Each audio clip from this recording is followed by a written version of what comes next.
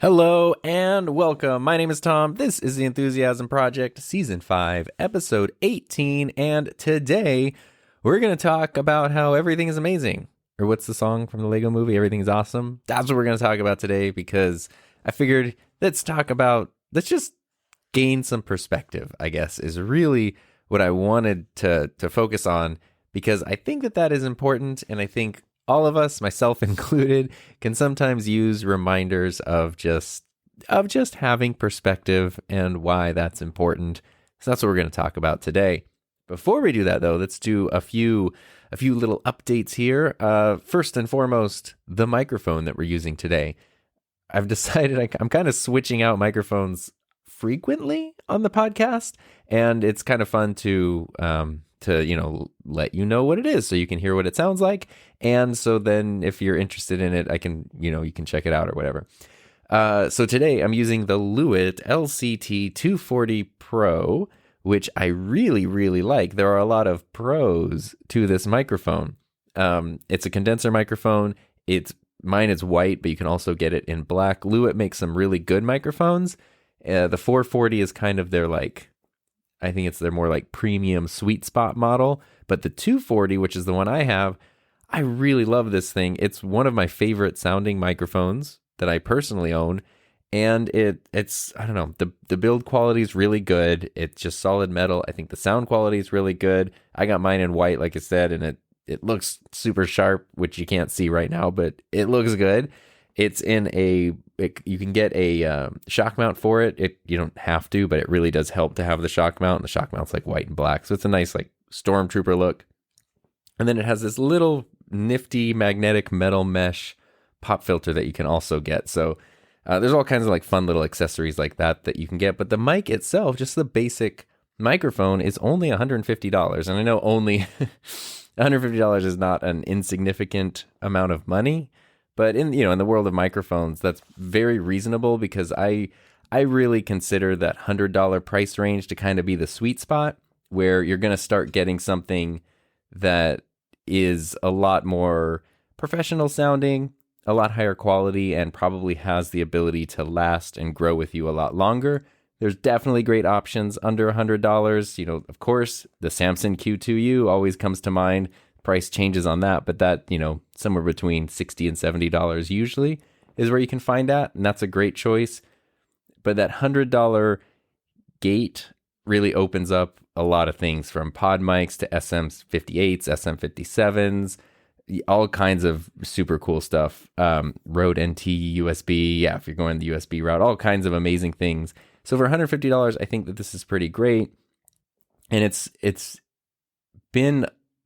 been fun to use because that's one of the biggest questions that I personally get is, what microphone should I use? And, people tend to not want to spend a bunch of money. I was watching a video. Oh my gosh, this was so funny. I was watching a video from Epos Vox, whose YouTube channel is great and mostly about streaming and everything. And he was doing a video about the 512 Audio Skylight, a condenser microphone that I have and I've used a few times. It's the one that kind of looks like an air filter.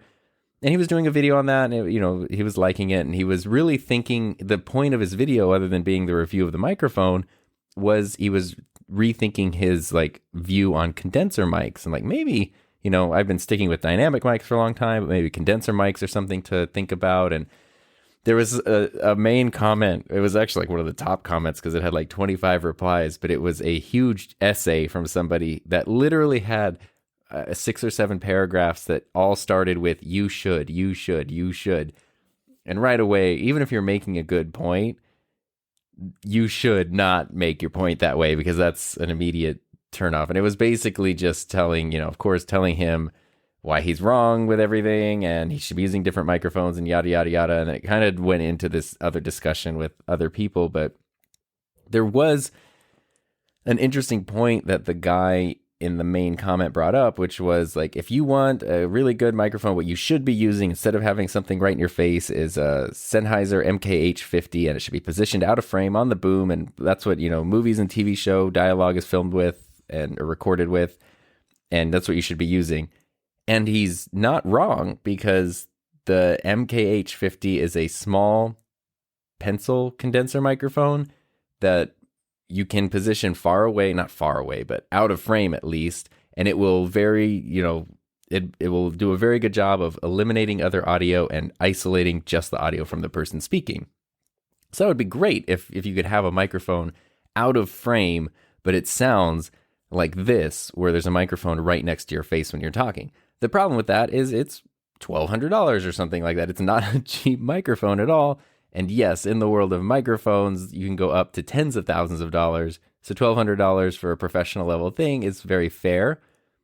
But in the reply to that comment, what Epos Vox said was that he's making content for like YouTube creators and streamers. And so while there might be merit to the idea of using the industry standard or one of the industry standard dialogue microphones, that's not practical. Like, it's not practical to tell someone you need a $1,200 microphone before you even get into what kind of mixer or interface or other things you're going to need for it. Most people just won't do that. And so I think that's kind of where I find myself. It's easy to recommend, like, yeah, get this really expensive thing and it'll serve you well. And I don't like going too far in the other direction where it's like the bottom of the barrel and you're like, yeah, what's the absolute cheapest, the NW800 or whatever, because it's like that's also just going to be frustrating to use. So I like that there's a sweet spot in that $100 to $200 price range where even just in like the past 3-ish years that I've been focusing more on microphones, personally out of personal interest, there's a lot that's opened up there. And I think it's a really cool place to look because for a long time, my go-to was the pod mic. It was $100.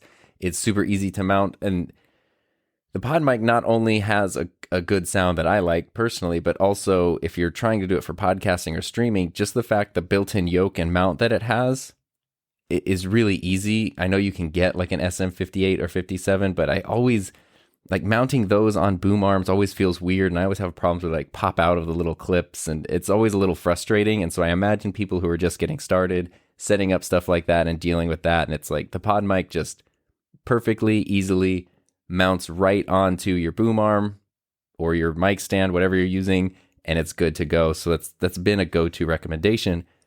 But now there's so many other options kind of around that price point. There's the Audio-Technica AT2040 at the exact same price point. There's this microphone that I'm using, the Lewitt LCT 240, which is $150. And it's a condenser mic, which means even though it will be more prone to picking up, as I'm like hitting my chair, picking up environmental sound and the sounds around you, if you're not dogs and such, if you're not in a well-treated room, you also don't need to worry about any kind of signal booster, cloud lifter, FET or anything like that, because it's a condenser mic, so it's going to have plenty of output, and any interface or mixer pretty much that you're going to plug it into is going to be able to provide phantom power to the microphone. So even though it's a little more expensive than some of the $100 microphones, the fact that all you need is some sort of XLR thing to plug it into and you're probably going to be all set is, to me, a really big advantage to that. There's also the microphone that I used a few weeks ago, which is the Shure MV7X, a dynamic microphone, but for $170-ish. I've now seen the price fluctuating. I think it came out at $180, which I thought was a little too expensive. But now I've seen it dipping. I don't know if it's just because of the holidays or if they realized maybe they priced it a little too high. I've seen it dipping closer to $150, $160. That's a very competitive microphone because it's very, very, very close sounding to the SM7B, which of course is one of the standards that a lot of people like to go for. So anyway, that was a long explanation of what microphone I'm using, but that's sort of, I've been so surprised by the Lewitt because it sounds so good, it's so easy to use, and it's relatively affordable and it's widely available. So $150 can get you the Lewitt LCT 240. Of course, I do have the shock mount, like I mentioned. I think that was $30. And I do have the little metal. It comes with a foam windscreen, which actually works really well. But I bought the little metal mesh one, which I think was another $25.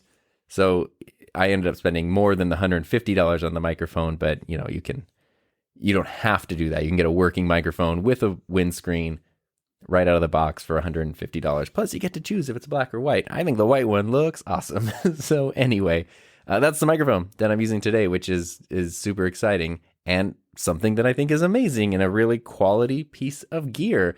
And the reason I wanted to talk about things being amazing today is because I know for me, when it comes to audio video production, I do love the skill part of it and being able to communicate and be creative and all that sort of stuff. But the gear is actually a big part of it. And I'm not ashamed to admit that, which it seems sometimes like, you're not supposed to say that the gear matters or that you like the gear, but it's really fun for me. And I think for people like me, if you could be so lucky, gear is really fun because I think back to getting interested in cameras, and I remember that just holding a camera and using a camera was exciting.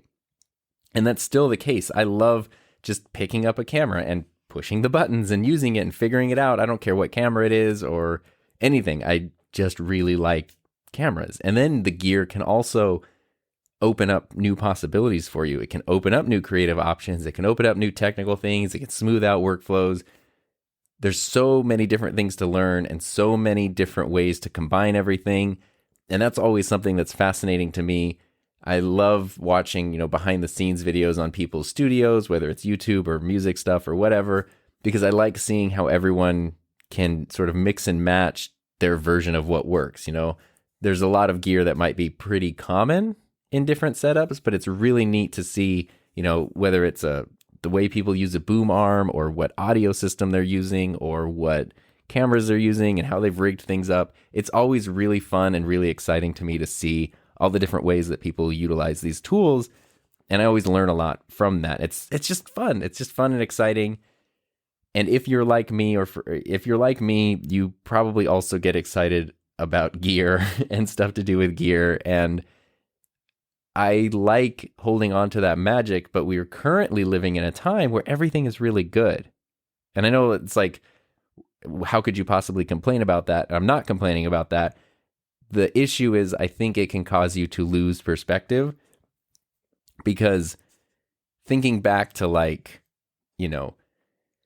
early digital cameras, we'll say, cameras where it's like, back in the time, early 2000s-ish, there were digital cameras coming out. Some of them were pretty decent, but a lot of people who were doing serious work or professional level work were still shooting on film because the quality was better, the resolution was better, the reliability was better, so much better. And then there was that point, I don't know exactly when it was, probably, the late 2000s, where digital cameras very easily then started matching and surpassing the film, the technical side of film. And I know if somebody's listening to this and they're a diehard film photographer, they might be like now bristling at the thought of that.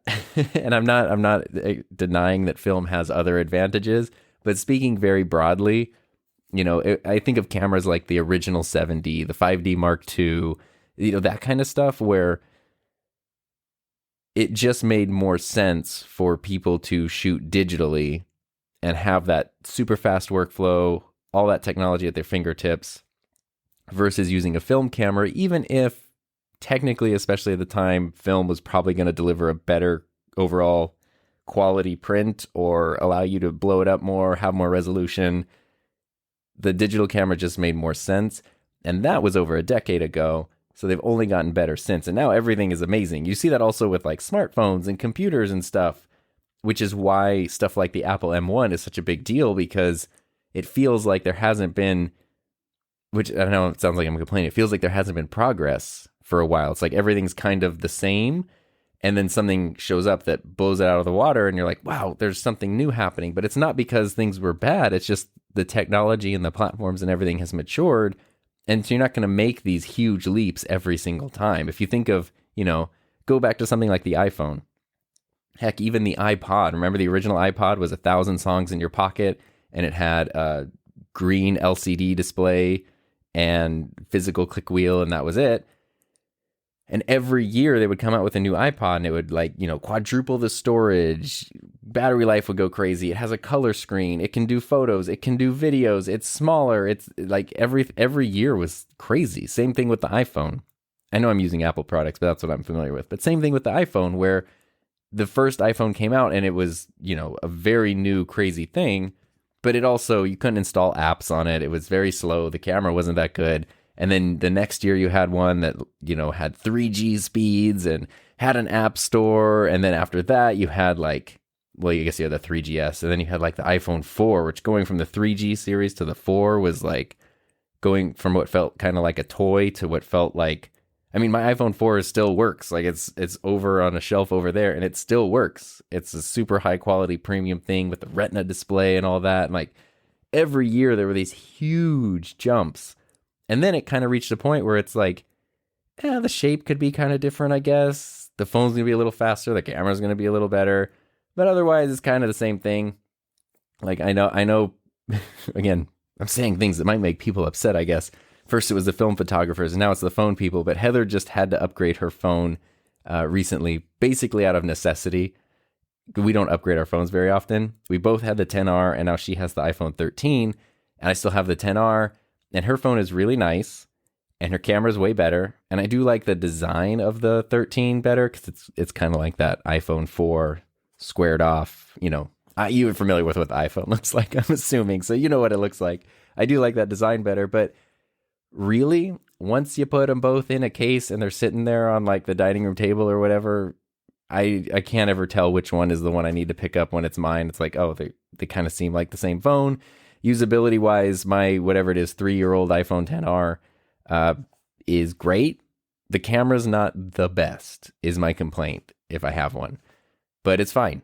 And the phone itself still works like brand new, and still, and everything that I do is easily the same as the brand new one. So it's like, and that phone's years old now.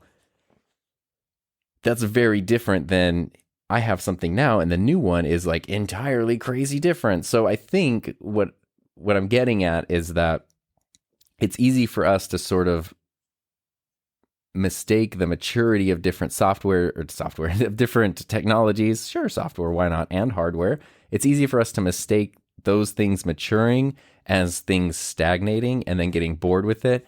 Now, part of it is also, if you're a nerd about it, like me, and maybe like you might have fun with it. That's where you're then going to start being like, why does this camera have a micro HDMI port? Instead of going, oh, thank God you can do a video output on this camera. Those are two very different perspectives. And both are valid in their own way. The thing I've noticed, though, is that sense of jadedness that's come about. And, you really saw it with the M1 computers, how computers for so long have had incremental updates, software could be optimized, but that was kind of it. And, in the case of a company like Apple, if they ever change designs or whatever, that's always big news. But they didn't even really do that very much for very long. And then suddenly Apple started producing their own chips, and it was like, I remember when the M1 came out, I didn't care about it because I'm not really a diehard computer guy. I like my computer and I use it and I rely on it a lot, but I'm not someone who's going to geek out about every possible spec on a computer. I want something that works really well and is reliable, and that's pretty much it. And so when the M1s came out, I was like, oh, that's neat. Whenever I get a new computer in several years, that'll probably be what it is. And then the discussion of it kept building and building. And it was like, people are saying all kinds of stuff about the performance and the battery life. And this sounds like it could be something. And that's when I bought my base model Mac Mini, which was out of necessity to solve problems that my existing Intel MacBook had with just being too loud and actually kind of being kind of slow with certain things. And then I bought the cheapest computer that Apple makes, and it blew every other computer I've ever used at that point out of the water.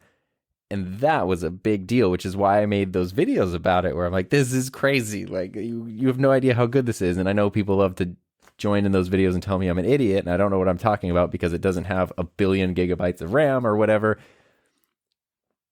And then I have to remind them that they're looking at it from an old perspective of like, yes, that's how we've been trained to view these things for many years, is you just look at this spec sheet, the numbers should be higher, and then things are better.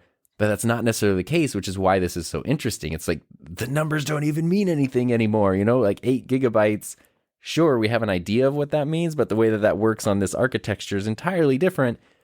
And it's fun to figure that out, and it's exciting. And, those kinds of things just don't happen as often anymore.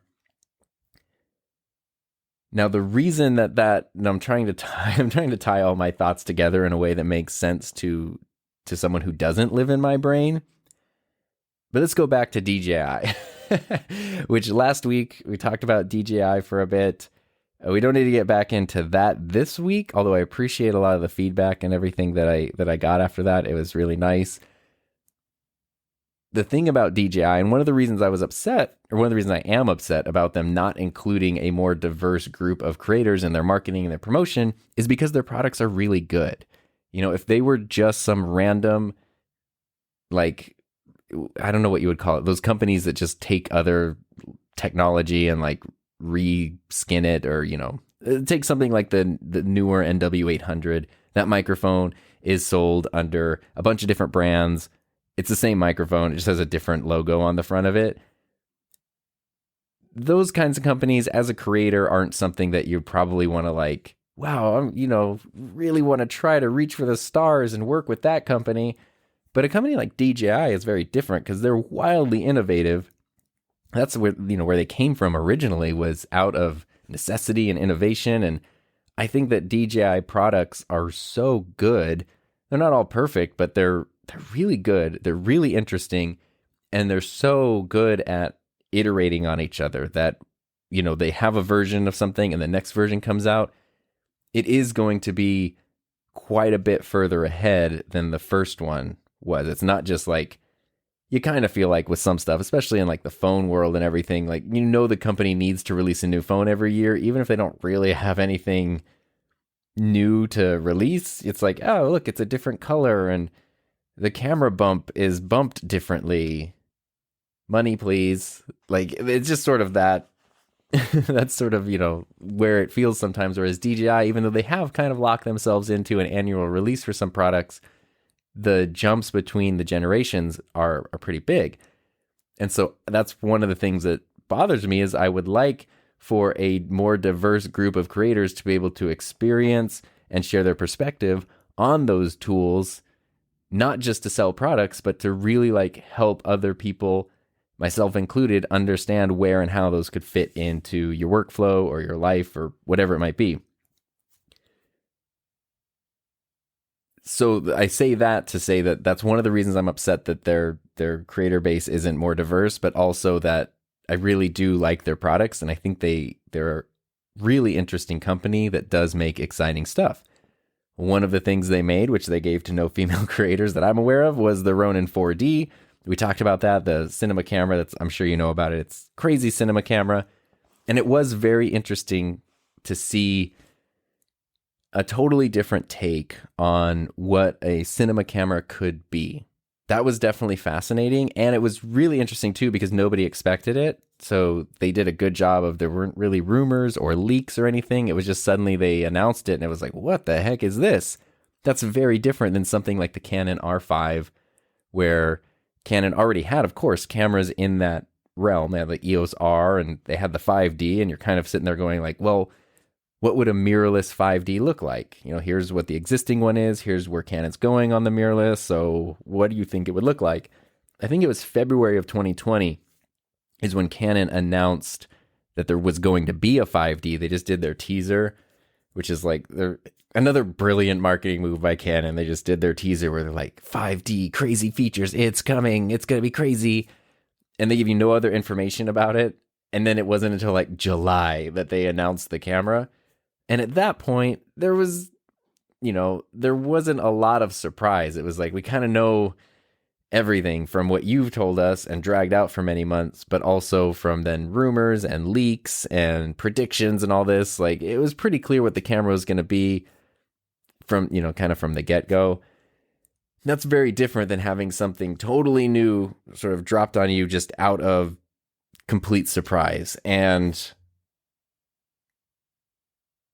that is a really exciting thing. And I think that's why there was a lot of excitement about the Ronin 4D or the R4D, whatever the technical name for it is. However, let's say this. It seems like a lot of the creators who were using it had a lot of fun with it.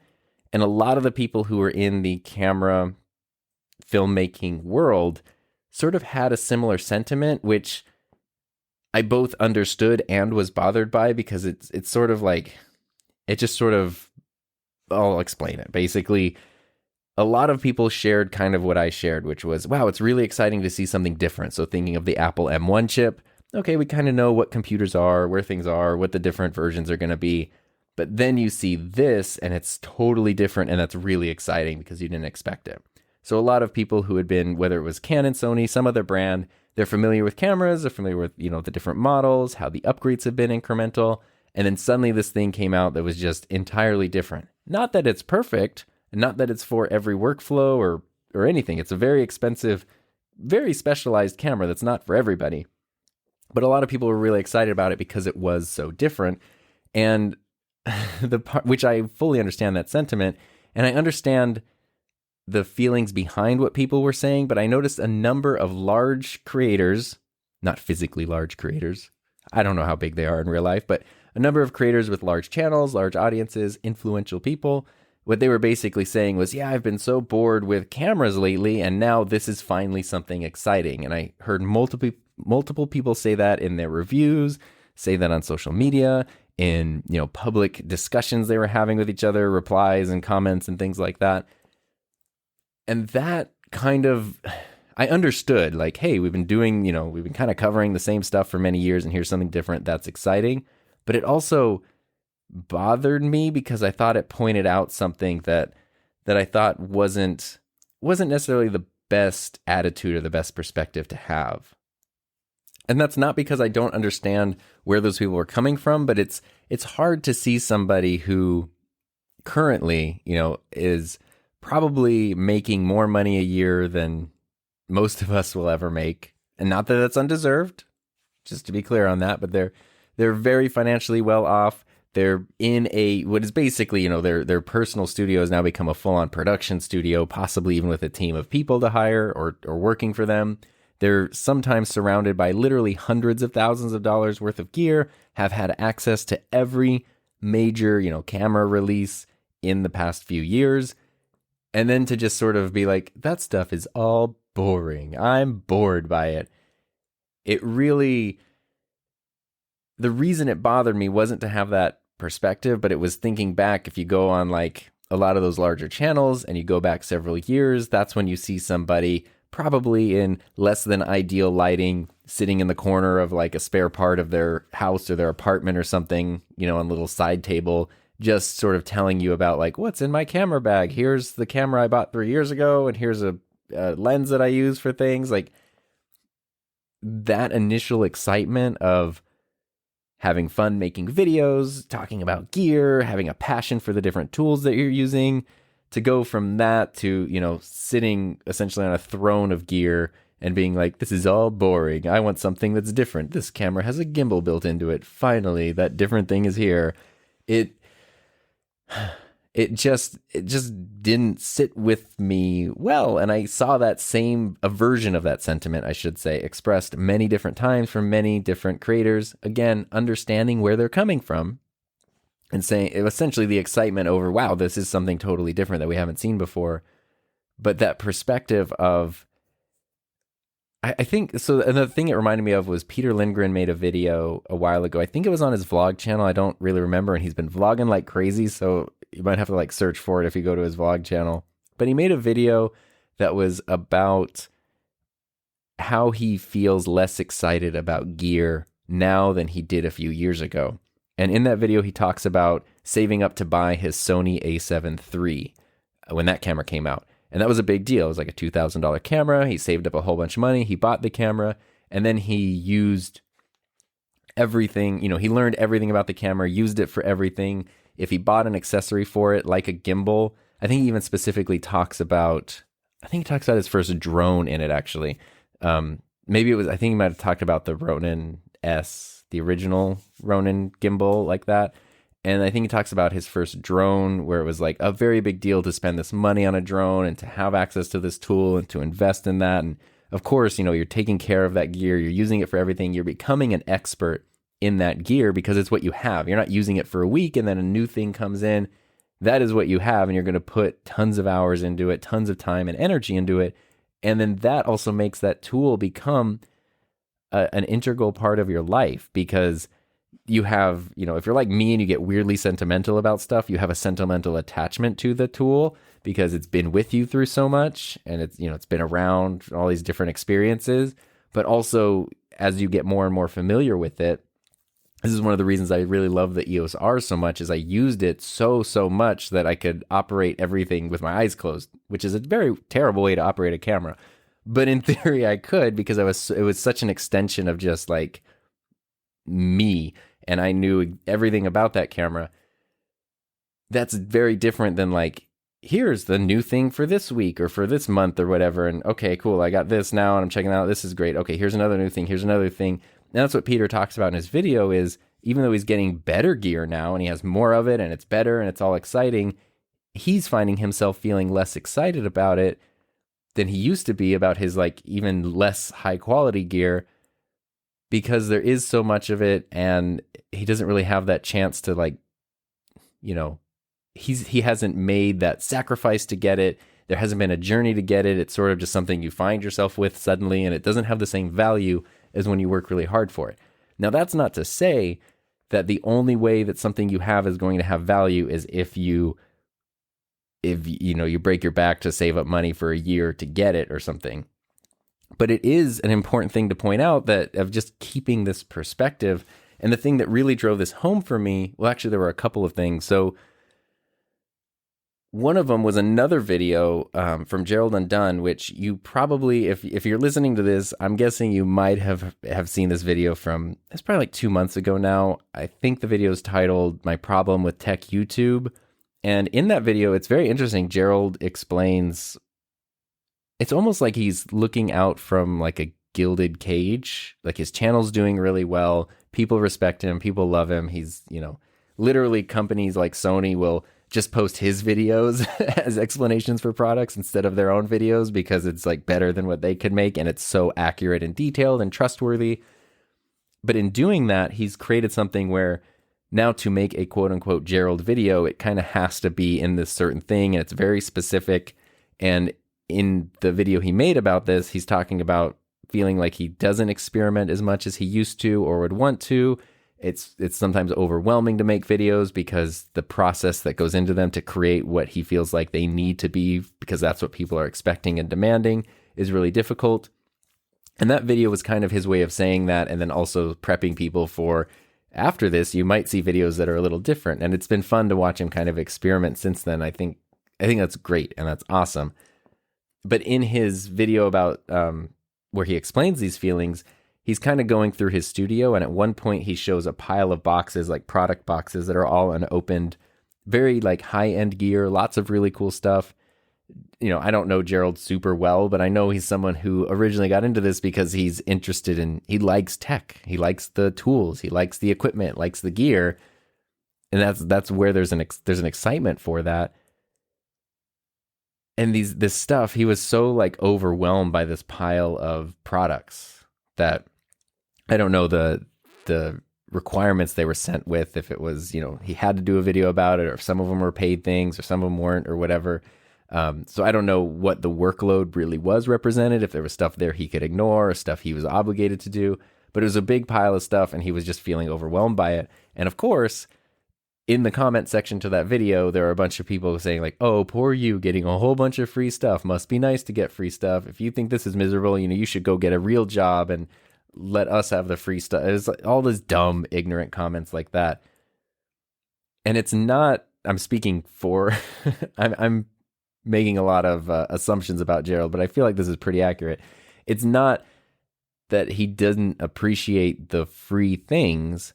It's that they're not what you think they are. When you're just doing things on your own and you're like, gee, I wish I could have a new camera, and then a free new camera shows up, that would be amazing, right? Like, who wouldn't love that? But if you now have a pile of new cameras and camera gear, that sounds cool too, except when you think that every single box and every single product now represents some sort of commitment or relationship or correspondence with a company, some sort of expectations, some, hours and hours of your time, especially for someone like Gerald, where it's not just the production of the video, however long it takes to plan, film, and edit the video. But before he can even do that, he's someone that needs to then become an expert in those things, read the manuals, test everything out. So I can't imagine how many hours go into a typical like product review video of his. But if you imagine it's something, we'll say 20 hours per video, testing, maybe even more. I mean, that's probably even on the conservative side. It wouldn't surprise me if some of them were significantly more than that. But we'll say 20 hours per video, and then you have, 18 different boxes or 20 different boxes right here. It's like that's a whole year of work right there. And then more stuff is going to happen and things are going to change. And that's just stuff that you feel obligated to do, not stuff that's even like, well, what I actually want to do is work on this other video over here. That's kind of, you can then maybe start to see why there's this feeling of stress and anxiety. And to me, that's a bummer because so much of those things are awesome.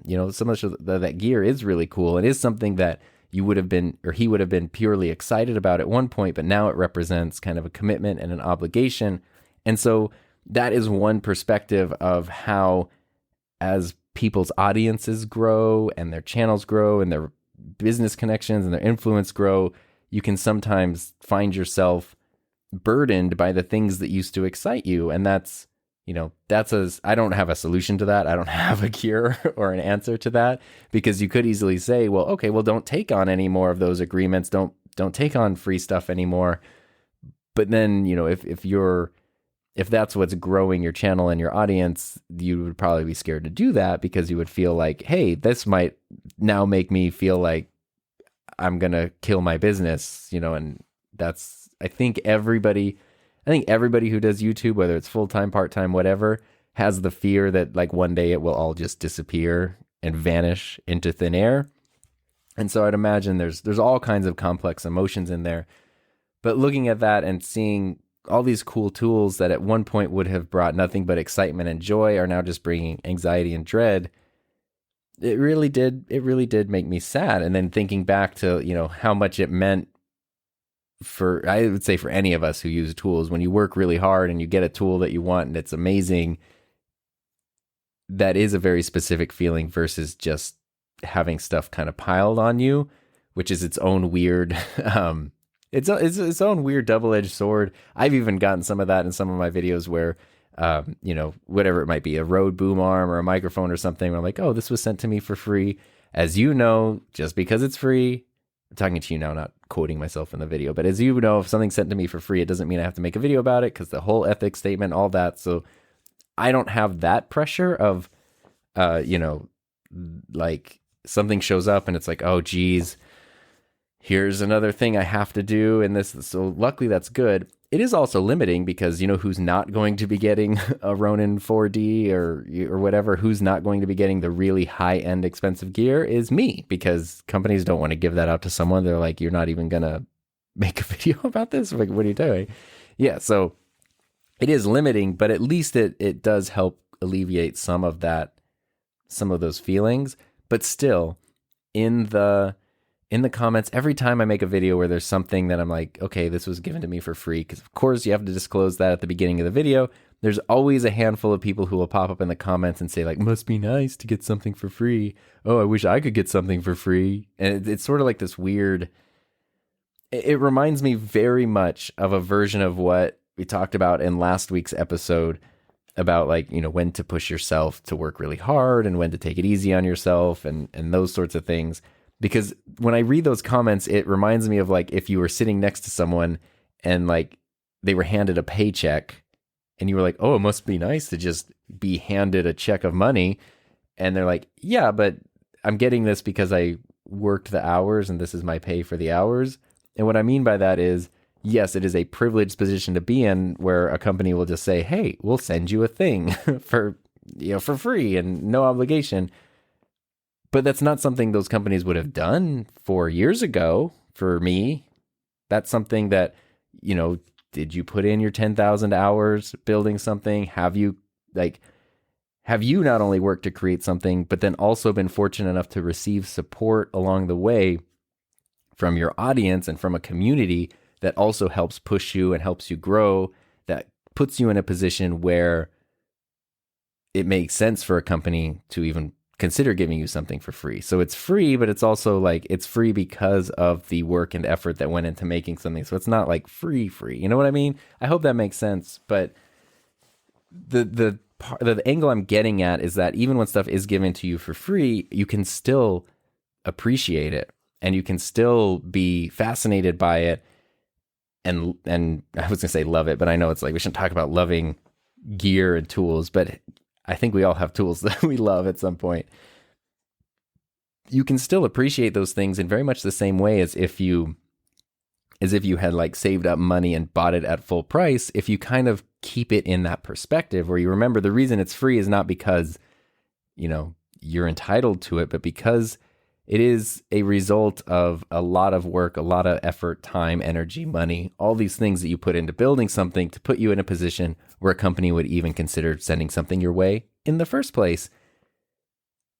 And maybe by, yes, taking on fewer free things, it does help to kind of appreciate each one. I do remember when I was teaching and we would get equipment orders. So maybe once or twice a year, I'd be able to place a giant equipment order. Something like, this was stuff that had to grow the program, stuff that had to last for a number of years. But I'd be able to place maybe like a $50,000 or $60,000 equipment order, which was super fun to just go to B&H. I mean, this sounds haphazard. I would spend months putting the orders together. I was very thoughtful about it. The money came from the state of California for career technical education. That's how it was all funded. There's CTE grants and all this stuff.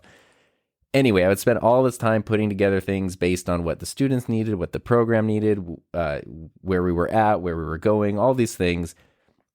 But ultimately, it was really fun to go to like B&H Photo and just like add to cart. And then I'd have to put together a whole purchase request and all that stuff. But it was pretty cool. Like, oh, we need a 16 to 35 millimeter 2.8 lens. We should have 3 of those. We need a new mirrorless camera. Let's get 5 EOS Rs. Like, let's get a cinema camera. Let's improve our lighting. What's some amazing, cool, expensive lights and stuff that we can get. And I would also get inexpensive gear too, knowing that, hey, high school students need to check this out, and it needs to either stand up to the treatment from high school students, even the best intentioned ones, or it needs to be something that's at a level where if it gets damaged, it's no big deal. That's why I never ordered an A7S III or an R5, not because I didn't want the program to have them, but because that's a lot of money to sink into a single piece of equipment that also then requires we would have needed a new computer lab at the time to handle the footage and the codecs and all these things. So I tried to be reasonable with it, but it was crazy because I think of, say, you're at home and you order something, a new piece of gear, and you wait for it and you're really excited about it. And that thing comes and it's like Christmas and you open it up and it's like, oh my gosh, this is so exciting. And that's the thing that you're interested in, that you're excited about and focusing on. This was so different because the orders would eventually come in. Sometimes it would take almost a year to get them, but eventually they would come in. And I would walk into my classroom in the morning and it would just be a sea of B&H delivery boxes, huge boxes.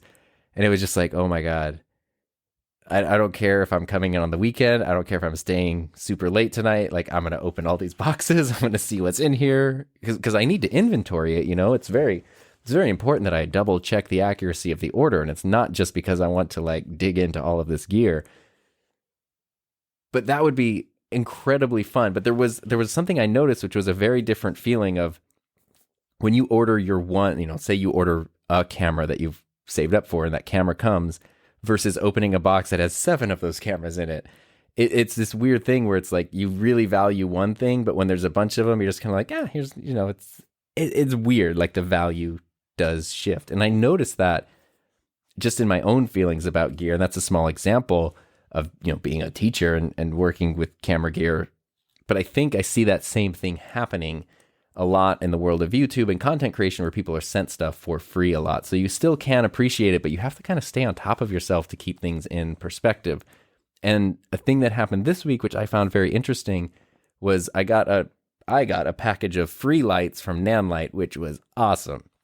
So let me tell you all about that. Not that this podcast is not sponsored by Nanlite. Let's see. If you know me, you probably know that I've been using the Nanlite Pavo tubes for like a year now, and they're great. I bought 2 of the little ones. So basically here, let's back it up. Talk about gear making your life easier as I hit the microphone. I had been spending several years trying to get my studio lighting the way I want it. I kind of had my lighting, like my main subject lighting, down. And I was happy with it. But the studio itself, like the accent lighting, the ambient lighting, the task lighting, I was not happy with. And I was trying all this different stuff. And then, meeting Peter Lindgren and becoming friends with him, he had bought his set of Pavo tubes, his 30C ones, the 4-foot ones.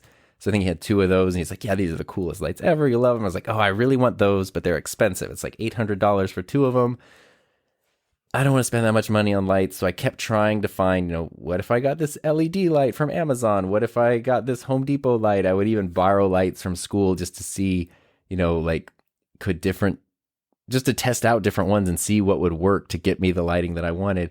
And nothing worked right. It's either the lighting wasn't looking good or they weren't dedicated video lights. So there's a flickering and insanity on camera. They're pains to use. And eventually, like literally after 2 years of never being happy with that and just frustrating myself, I was like, that's when I said I'm going to buy the Pavo tubes, but I'm going to save money. I'm going to buy the tiny, tiny 12-inch ones, the 6Cs, and I'm going to use those. And those are amazing lights. I'm very happy I have them. I use them constantly for like accent lights and ambient lighting and product lighting and stuff. But they did not work at all for like being a light that was going to illuminate an entire wall, like a wash of light or anything. I was like, okay, I need to just bite the bullet and buy the big Pavo tubes because that's exactly what I need. They can do so many different things. It's going to level up everything in my studio. And I finally bought them. And the first thing that happened when I got them was I was like, I should have just bought these 2 years ago. Why did I do this to myself? I know they were expensive, but the time and money and energy that I would have saved, oh my gosh, it would have been so worth it. So then I had my 2 Pavo tubes, super excited about that. I didn't make a video about them yet at that point, but I was talking about them constantly. I think I had like Instagram posts about them and stuff. And eventually Nanlite reached out to me and they were like, hey, we're super happy to see, which it is confusing, by the way. If you ever contact Nanlite, there's Nanlite Global and I'm in the United States. So there's Nanlite US.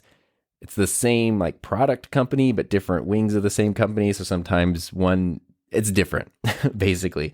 Nanlite Global reached out to me and said like, hey, we like seeing all this stuff, like that you're loving your lights. Would you like us to send you some more lights? And I was like, yeah, this was about a year ago.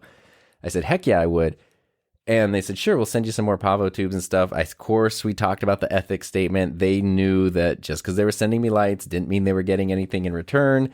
It was basically just a gift, which I think Nanlite is really smart about this because I've heard about this from them. And it seems like in my experience, it's true, is that depending on the situation, they might be comfortable sending lights to people knowing that they're not going to get a dedicated video or they're not guaranteed a video in return. But they know that just through the way things work, the person might end up wanting to make a review, which is what I did. I do have a Pavo tube review that I was not obligated to make. I spent like 4 months on it. So it was not a timely review, but I really wanted to make it and it was fun. But also the lights are like always in the background and you're always talking about them. So it's almost like by just providing them to the people, they're doing good marketing because, people are going to see the logo. People are going to ask what the light is. The creator's going to talk about it just out of necessity when they're explaining what they're doing. Oh, I'm going to get my Pavo tube and put it over here. So it's good marketing, even if there's not a dedicated video coming out of it. I think Nanlite's really smart about that.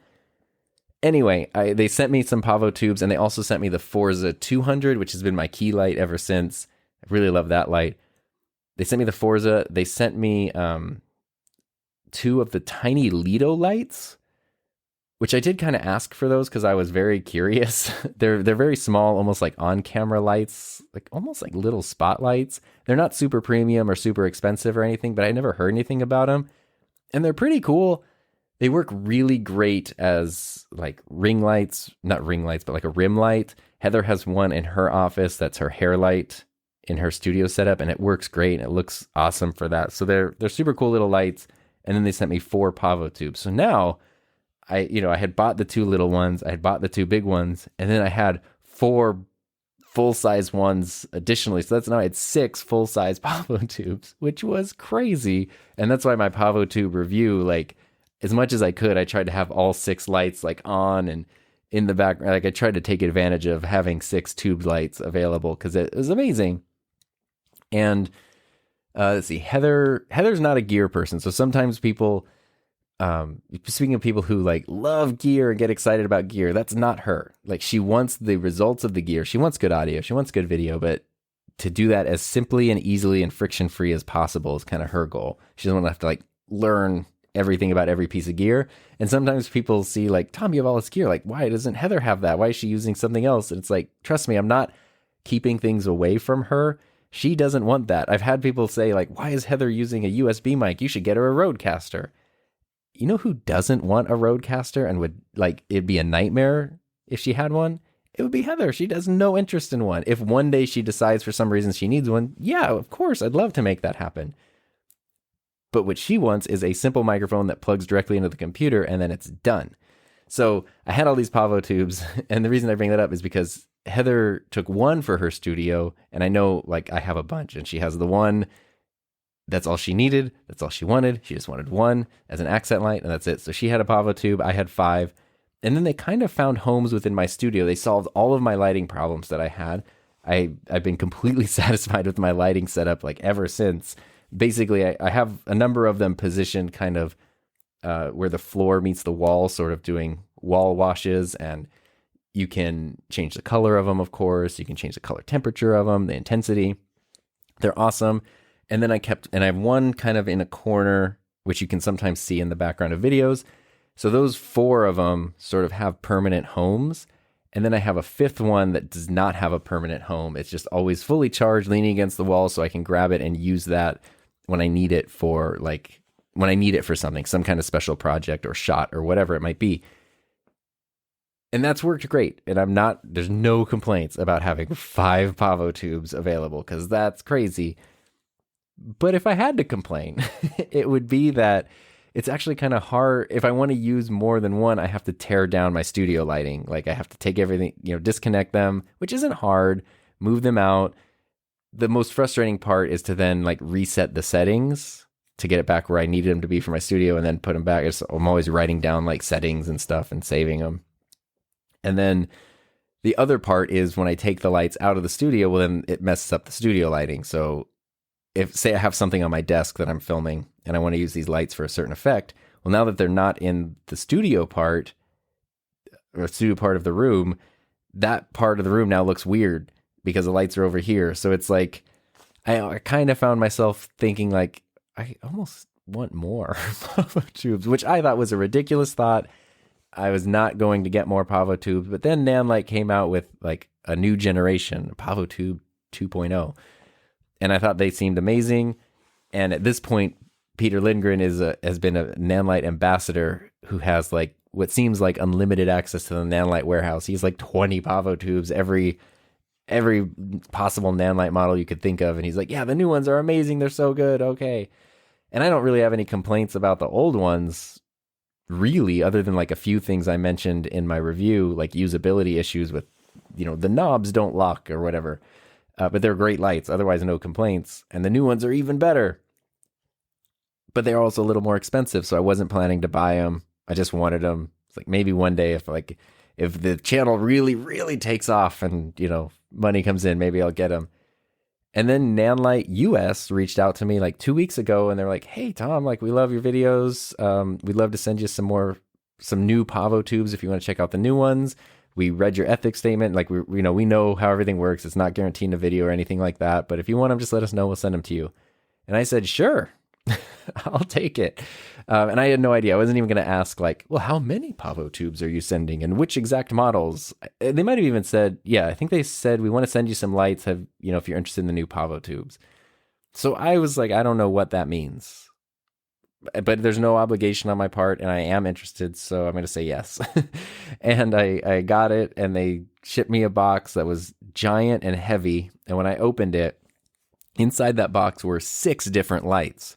There was a set of 2 15C Pavo tubes, which are the 2-foot ones. I never used those before. Turns out that is an amazingly useful size.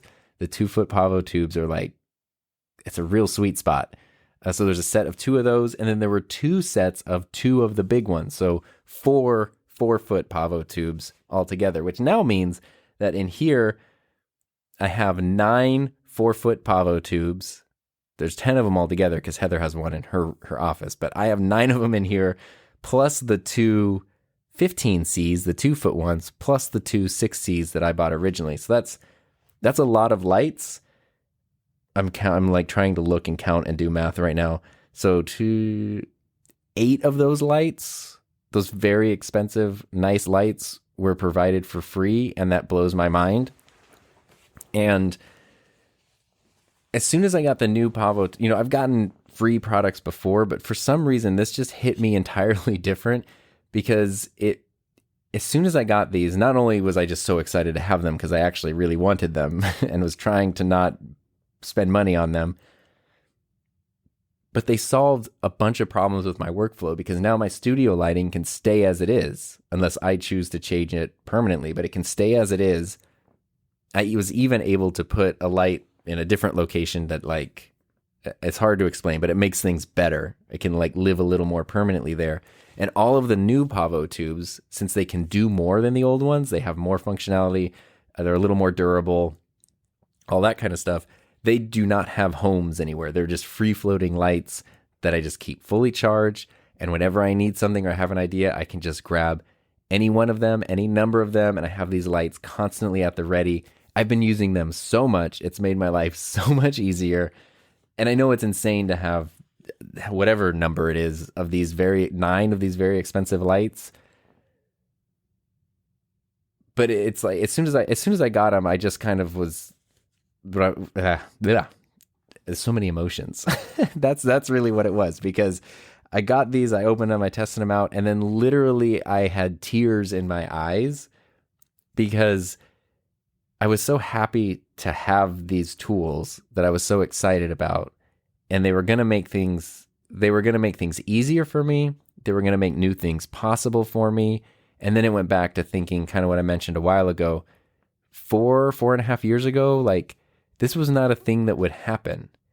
It's insane that this is even that a company would do that, would give me that kind of support. And so I normally, if I get something, I always let them know that it's arrived, which I recommend everybody does. If somebody sends you something, please just send them a quick email. I don't care if it's free or something you ordered or whatever, like, not like Amazon, but if you correspond with someone and they say, okay, I'll send you something, whether that's free or paid, please let them know that you actually got it. Because it seems like so many times I have no idea, or like I'll send something out to someone or do a giveaway or whatever, and it's like I see that the tracking number says delivered, but I don't know if the person actually got it, and I never hear from them again. So please do that. Normally I do that, but this time I sent them just a quick letter. I spent 5 to 10 minutes typing out an email where I kind of just said what I told you right now. Like, the lights arrived, they're great, thank you. I'm literally in tears. I know that sounds cheesy. This is going to change my workflow. I really appreciate the support. It means the world to me that, you would support me, and there's no, without holding anything over me, no commit, whatever. It was a very, a letter filled with gratitude, but just a simple email, and sent that off. And then very quickly I got a reply back that was like, oh my gosh, we're so happy you got the lights. We're excited to see what you do with them. Really appreciate, I forget the exact wording, but it was like, really appreciate the letters or the excitement that you have. We work with a lot of creators and influencers, and we rarely hear positive things like this, or gratitude. I forget exactly how they phrase it. It was positive or grateful or something like that. And that kind of shocked me a little bit, because I mean, if you're, okay, I'm thinking of Jared from the Hive podcast, who's always into the business side of things. If you're doing something on a business thing, say you're working with a company and they are sponsoring you or they're paying for like a promotional thing, and they say, hey, if you, as part of it, you're going to get the product for free. That doesn't really count, because we're entering into like a client creator contract basically. And in order to create this promotional thing that you're hiring me for, I need access to the thing itself. So providing that isn't like a perk. That's the bare minimum to actually even do the thing we're trying to do.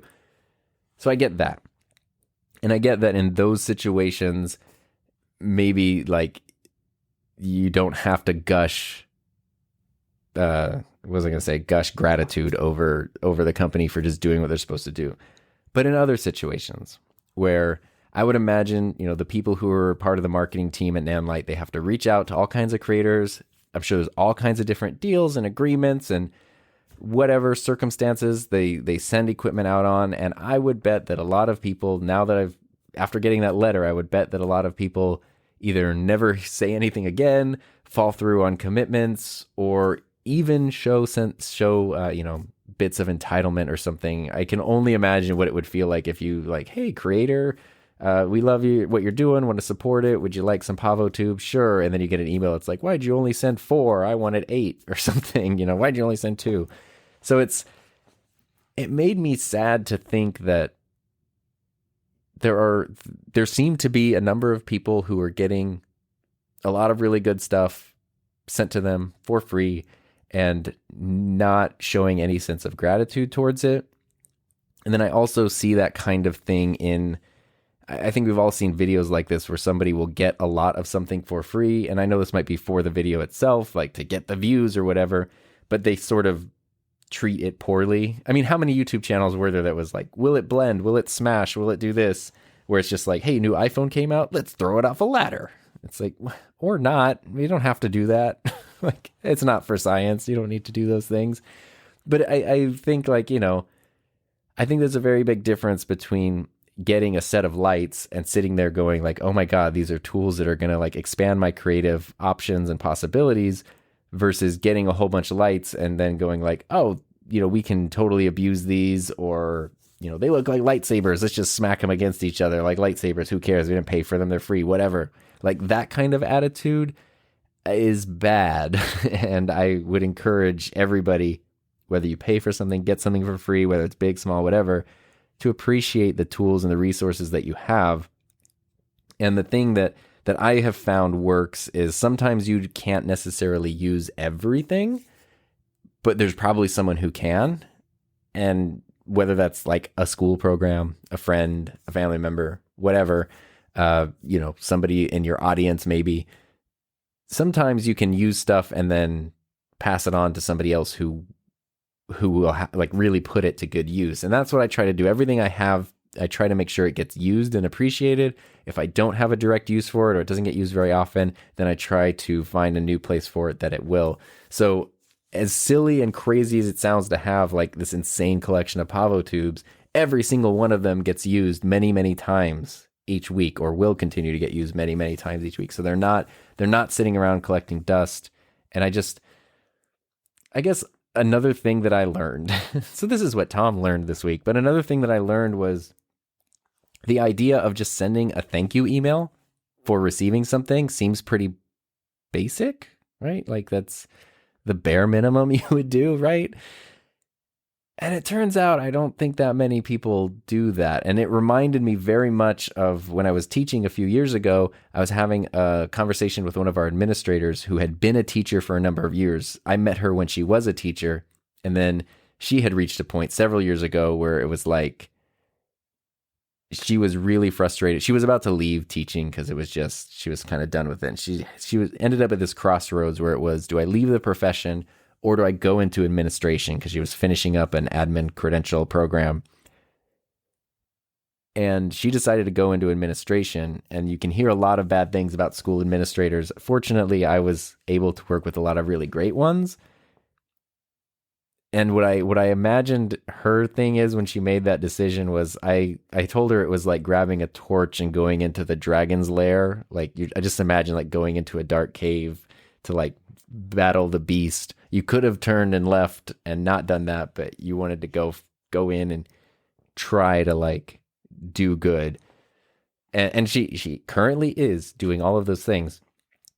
But we were having a talk a while ago. I think this was way pre-COVID, but it wasn't like an official review or anything because she wasn't my evaluator. But we were just talking, and I was explaining, I think something about how maybe I was feeling kind of insecure in my performance because I didn't feel like my program was where I wanted it to be. And then she, like, of course, reassured me, like, no, everything's good. But what she said was that as a teacher, she felt like that a lot, that she had set this bar and she was not meeting the bar, not meeting the standard. She was so hard on herself. But as an administrator, now that she'd been doing that for a couple of years, and she was able to have this bird's eye view of our school and see every teacher and every classroom and all this stuff, she learned that she had not given herself enough credit as a teacher. and that she was actually a really, really good teacher, which means that a lot of things she must have seen were really bad teachers and bad teaching, or at least like, wow, some of the stuff that you think of as being very basic turns out to be like above average. And I even had a similar experience once COVID did hit and we were teaching online. We were having a virtual staff meeting one week with like our department administrator, and we were like going around explaining the struggles, whatever we were having with online teaching. And I was saying, sometimes the teachers would go into the Zoom classes, like they just drop into a Zoom class and observe. And the things I was bringing up was attendance was really hard, so hard to get students to be in class. They didn't even have to stay the whole time to count as present when we were doing online stuff. Like literally, if they logged in for any amount of time, they counted as present. It was so hard to get them to do that. It was so hard to get work turned in. I had thinned out every assignment. I had made things so easy. I was being so generous with due dates, and it's still like very few people were turning stuff in. And I was just getting so like, oh my gosh, I don't know what to do with this. And the administrator told me, Tom, I've observed your classes and I've looked at all of your like data, attendance records and all that. You have the best attendance and the highest engagement in our entire department, which he was saying that in a good way. Like, you're being too hard on yourself. You're doing a great job. This is a tough situation. You're doing as good as you can. Of course, I thought like that kind of sucks because these numbers seem terrible to me. And if that's the best, I don't know about that, which is, I guess that's a conversation for another day. But it also showed me, okay, I'm being really hard on myself. But I guess what it comes down to is, I think for a lot of us who are interested in making things and building things and growing things and getting better and improving, what we like to do is hold ourselves to very high standards. I don't even know if we like to do it. It's just something we do.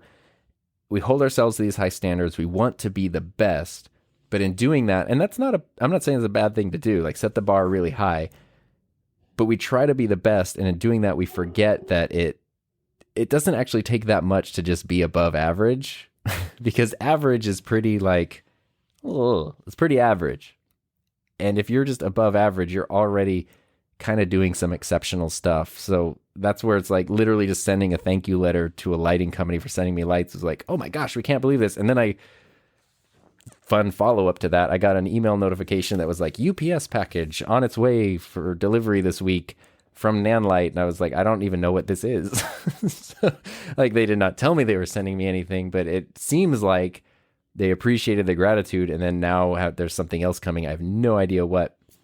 It's not another 40-pound box, so I don't know what it is. It could just be like a keychain or something. But it just, it seems like they appreciated that. And I don't know.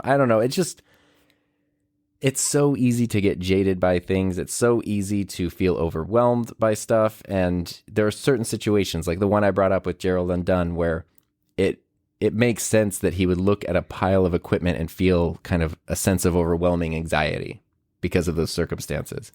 But then I look at other people who are saying like, oh, finally, I know I've been using every major camera for the past few years, but finally DJI did something actually interesting here.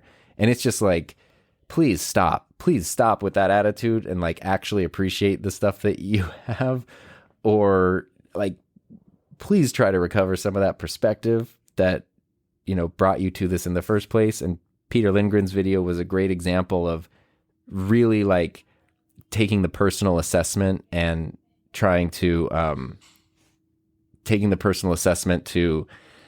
understand why he views gears differently, has a different relationship with gear than he did before, and tries to appreciate what he has, utilize it in a good way, and be discerning about what he accepts and doesn't accept. And, there's so many tools that we have, and everything is kind of amazing now, and it's really fun to sort of just remember that stuff is amazing. I'm currently in the middle of finishing up my Canon L1 camera video, which is here you can hear it creaking. This is the world's first interchangeable lens camcorder. I've talked about it in my retro camera video. I was supposed to make the XL1 video. I'm not supposed to. I'm the one that told myself to do that. But I've now been sidetracked with the L1, so I've made this video that I really like. It's taken forever. Like I've already been working on it for like a week solid, and I just can't, I just keep adding more to it and changing it around. It should be a very fun video that hopefully will come out soon. Putting the finishing touches on that. This is, an old camera. Mine's from 1993. I think a lot of people would laugh at it, but the history of this camera is amazing. And what's been really fun is as I'm making the video and using the camera in the video and using the camera to make the video or parts of the video, it's not like the novelty of, oh, wow, look at this thing from the 90s. It's like, now I'm just using the camera. Like, I need to plug it in. I need to use this feature. I need to push it. Like, and it's actually really cool it's a really fun thing to sort of see, like, wow, I'm actually experiencing one thing. For example, as the camera's sitting right here on the top panel of the camera, there are a whole bunch of control buttons, like all the play pause controls, counter reset, some basic editing stuff, some audio levels are all right on the top panel of the camera. And it's sort of awkward when you're using the camera. But as I'm sitting here, like importing the footage and stuff and trying to get it editing, having all of these controls right here has been really easy. And then I'm thinking back to, oh yeah, this was a camera where you could connect it directly to a VCR because there's no computer editing when this was around, or you can have something come into the camera. And so this control panel is brilliantly designed for that, because that's how you would be really spending a lot of time pushing these buttons and using these controls. It looks goofy now looking at it. You're like, why is this camera set up this way? But when you use it as the way it was originally intended, it's like, wow, you see the brilliance behind it.